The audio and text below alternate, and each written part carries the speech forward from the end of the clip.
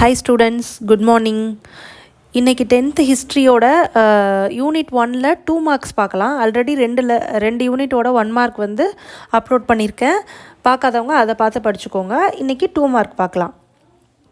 Question number 1.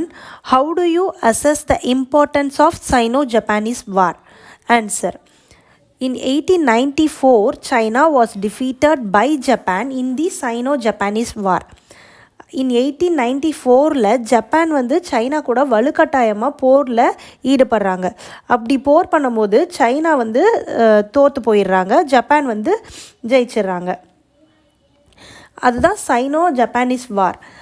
Second பாயிண்டில் என்ன சொல்லியிருக்கு அப்படின்னா, Japan annexed the Liaotung Peninsula with Port Arthur despite the warning of Russia, Germany and France.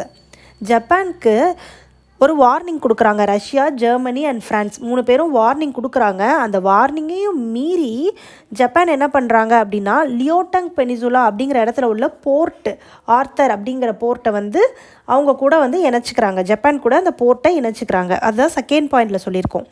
Japan annexed the Liaotung Peninsula with Port Arthur despite the warning of Russia, Germany and France.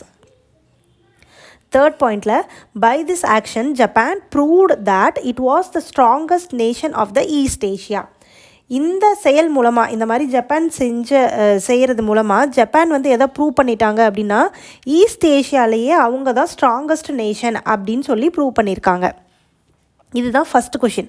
Cyano Japanese வார் பற்றி நீங்கள் என்ன assess பண்ணியிருக்கீங்க அப்படின்னு question கேட்டாங்க அப்படின்னா, first பாயிண்டில் என்ன எழுத போகிறோம் அப்படின்னா, ஜப்பான் வந்து சைனாவை தோக்கடிச்சிட்டாங்க. எப்போ அப்படின்னா 1894ல். செகண்ட் பாயிண்டில் என்ன எழுத போகிறோம் அப்படின்னா, ரஷ்யா, ஜெர்மனி, ஃப்ரான்ஸ் 3 பேரும் வார்னிங் கொடுத்தும் ஜப்பான் என்ன பண்ணாங்க அப்படின்னா, லியோட்டாங் பெனிசுலாவில் உள்ள போர்ட் ஆர்த்தர் அப்படிங்கிற இடத்த வந்து ஜப்பான் வந்து அவங்களோட சேர்த்துக்கிட்டாங்க. இந்த செயல் மூலமாக ஜப்பான் வந்து ஈஸ்ட் ஏஷியாலேயே ஒரு ஸ்ட்ராங்கஸ்ட் நேஷன் அப்படிங்கிறத ப்ரூவ் பண்ணியிருக்காங்க. அவ்வளோதான். இந்த கொஸ்டின் ரொம்ப ஈஸியாக படிச்சிட்டிங்களா? இப்போ செகண்ட் கொஸ்டின் பார்க்கலாம். Name the countries in the triple entente. Triple entente அப்படின்னா மூவர் கூட்டு நாடுகள். மூவர் கூட்டு நாடுகள் அப்படிங்கிறதுல என்னென்ன கண்ட்ரீஸ்லாம் இருக்குது, அந்த 3 பேர் யார் அப்படிங்கிறது தான் கொஷின். ஃபஸ்ட்டு வந்து இங்கிலாந்து, ஃப்ரான்ஸ் அண்ட் ரஷ்யா, இவங்க 3 பேர் தான் ட்ரிபிள் என்டென்ட் கண்ட்ரீஸ் அப்படின்றாங்க. ஈஸியாக நீங்கள் ஞாபகம் வச்சுக்கலாம். ஃபஸ்ட்டு எஃப்னு வரிசையாக வருது பாருங்கள். ஈயில் இங்கிலாண்டு, எஃப்பில் ஃப்ரான்ஸு, நெக்ஸ்ட் வந்து ரஷ்யா. அவ்வளோதான், ரொம்ப ஈஸி தான் இந்த கொஷின். Question number 3 பார்க்கலாம். What were the 3 militant forms of nationalism in Europe? ஈரோப்பில் உள்ள 3 போர்க்குணம் வாய்ந்த தேசியவாதத்தோட வடிவங்கள் எவை அப்படிங்கிறது தான் கேட்டிருக்காங்க. ஜிஞ்சோயிசம் அப்படிங்கிறது என்ன அப்படின்னா வந்து ஆரவாரமான நாட்டுப்பட்டு அப்படிங்கிறாங்க. இது எங்கே இருக்குது அப்படின்னா இங்கிலாண்டில் வந்து இருக்குது. சோவ்னிசம் அப்படிங்கிறது வந்து அதிதீவிர பற்று அப்படின்னு சொல்கிறாங்க. அது வந்து யார்கிட்ட இருக்குன்னா ஃப்ரான்ஸ் கண்ட்ரி. குல்டூர் அப்படிங்கிறது வந்து வெறி கொண்ட நாட்டுப்பற்று அப்படிங்கிறாங்க. அது வந்து யார் அப்படின்னா ஜெர்மனி.